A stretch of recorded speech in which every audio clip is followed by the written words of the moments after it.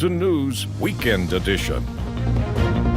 Good morning, I'm Connor James. The time is about 7:35 and today is Saturday, July 6th. Well, family members wanted her to leave a rocky relationship, but she insisted on helping people, even those who hurt her. That's how Southern Kentucky family is describing Vicki Conner. She's the woman police say Nicholas Rucker shot and killed on May 22nd, then took off. Rucker was captured Thursday, and as WYMT's Phil Pendleton tells us, Conner's family says they can feel safe again. That's the last time we were here, actually. Pictures, a snapshot in time. Looking at them takes you back.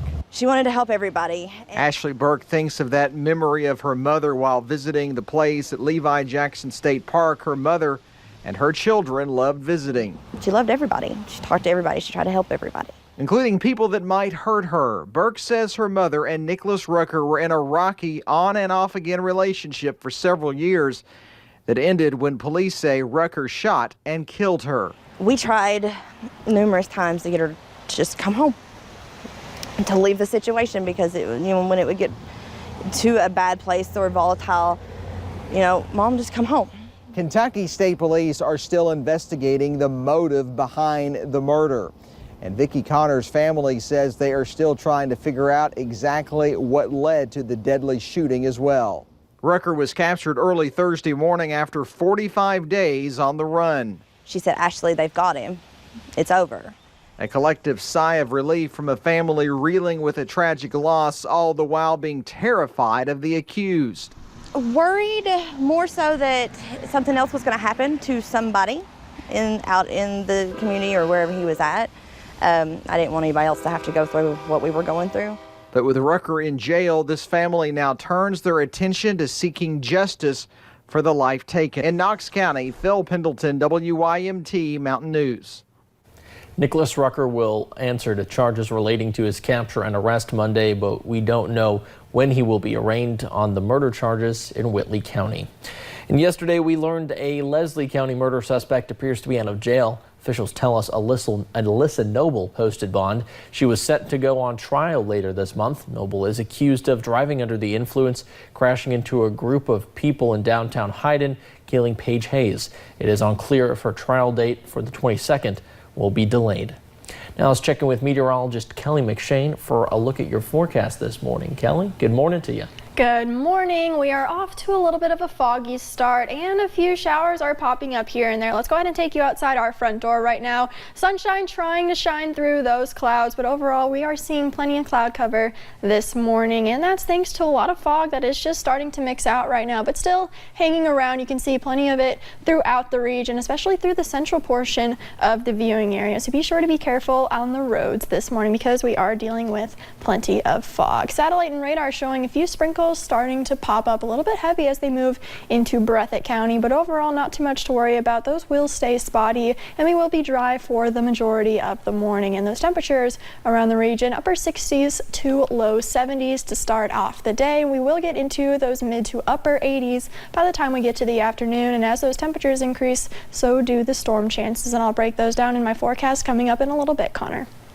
The Kentucky River is showing the effects of a fire at the Jim Beam warehouse in Woodford County. Hundreds of dead fish are floating down the river in Franklin County. State environmental officials say the number of dead fish will only go up. It's due to the water trickling down from the fire earlier this week. Those in the area say the river has a different smell because of the fish.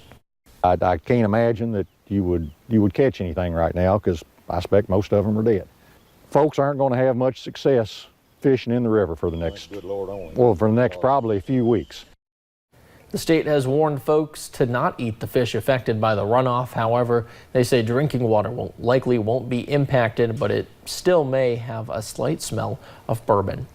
And during the summertime, you notice a few pop-up yard sales here and there, but on Highway 52, there's a 50-mile yard sale happening this weekend. Starting Tuesday, people began placing their treasures up, ready to negotiate. WYMT's Lauren McCourt stopped by a few of the sales to see how you can grab the best deals. How much is this skillet? $75. No matter if you're the buyer or the seller. I like junk. I like looking at a lot of the old stuff, the antiques. Yard sales are exciting for all ages. You never know what you're going to find at these things. And when the yard sale is 50 miles long, you are sure to find some hidden treasures. Yeah, I've done been halfway down 52 already. Got a carload. I can barely get in it myself. But the key to finding the best deals is all about one thing: the negotiation. What about this? The haggle is probably the funnest part of it. If you're the salesman, I try not to ask any more than what I would pay for it myself. or the buyer, Well, if they ask $2, you offer them $1. people at the yard sale say it's important to remember two things: to be reasonable and to befriend each other. Be nice and kind and be reasonable. And though finding a diamond in the rough is exciting, The customers that I've met and had friends with for years. coming away with friendships are even better. In Breathitt County, Lauren McCourt, WYMT Mountain News. The Highway 52 yard sale will continue until this evening. And summer camps are taking place across eastern Kentucky. One local organization is making it easier for kids to attend a camp this summer by offering a free day camp Monday through Friday for kids ages 4 to 18. Big Creek Missions give kids an opportunity to have fun while also providing breakfast and lunch. Campers Madison Amergy and Caitlin Wells say they're thankful for their experience. It's really fun. We get to do activities and then we get to play on the playground. And meet new people. It makes me feel grateful. It makes me feel welcomed. Camp locations include Hazard, Hyden, and Manchester. The organization also offers a bus pickup service. Any questions about the camp, you can call their Summer Fun hotline at 859-379-5460. And police and businesses in Pineville are helping students get school supplies for the upcoming year. Pineville Police Chief Kyle Dunn says the police department, Walgreens, and Pineville Independent are partnering to help get school supplies for students at the school. Dunn says they are already getting donations and hope to get many more by the time school starts. If anybody does want to donate, they can go by Walgreens and pick it up. They have a box there at the checkout to put everything in. Or if they just have stuff they want to donate, they can come by the office anytime and drop it off here. The donations will be given out during back-to-school activities at Pineville Independent. And a Pike County teen is battling for her life at a Cincinnati hospital. Doctors diagnosed Shaylee Combs with leukemia this past school year. Since then, she's undergone bone marrow transplants, but is in need of another. The Pike County Central High School student is currently in ICU. Family members have set up a Facebook page to keep up with her journey. And a Whitley County School Board member has died. Delmar Manhan from Corbin died Friday morning. His family asks that instead of flowers, people make donations to the Jimmy Crawford Educational Memorial Fund. He was also a former Kentucky School Board Member of the Year. Now, back to a story we were telling you about earlier, continuing to search for answers after the mining company Black Jewel filed for bankruptcy earlier this week. Attorney General Andy Beshear saying he's going to use all of his powers and resources to find those answers. WYMT's Emily Bennett talked to miners' families who are feeling the effects. For employees, it feels like betrayal. It's a slap in the face to them when they can't get a simple answer as to what their lives are going to be like come next week. Miners who work for Black Jewel want one thing: answers. The mines was just suddenly locked up. They couldn't get into the mines. They couldn't find out what was going on. They were just being told different stories. One miner's wife, Megan Thacker, says she does not know how she's going to pay the mortgage, let alone put food on the table. What do we need to do? This being in limbo is just ridiculous. We don't know how to survive like this. We're kind of in panic and survival mode right now. And because Thacker's husband's previous job paid minimum wage, we're going to get next to nothing on unemployment as to what we would have gotten if he would have gotten an official layoff notice. The bankruptcy came with little notice, and the miners left work with their gear still in their lockers.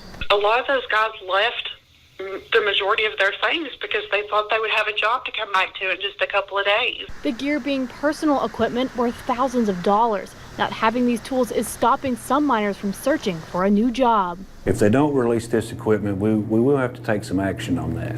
As Raleigh says, to them it is the same as theft. In Harlan County, Emily Bennett, WYMT Mountain News.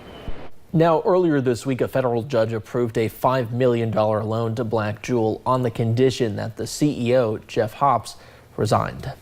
Well, coming up on Mountain News this morning, after delaying action last month, the president says his administration will soon begin deporting thousands of undocumented people.